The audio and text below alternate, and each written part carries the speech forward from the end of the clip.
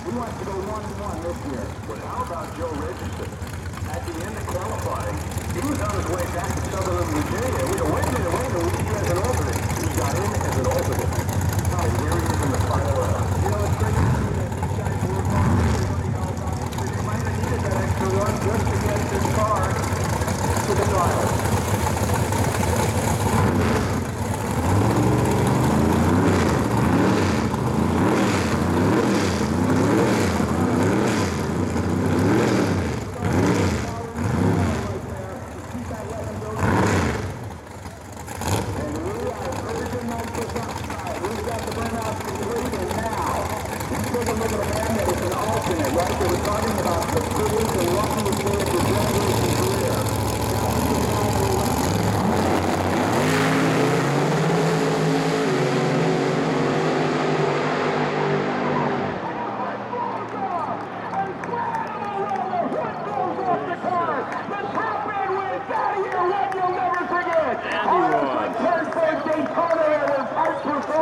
Faces are smiling. He gets the win. Pro Car, Patrick Bud, and the guys, they don't care about all the titanium that just hit the asphalt. They got to win at 4:46.16.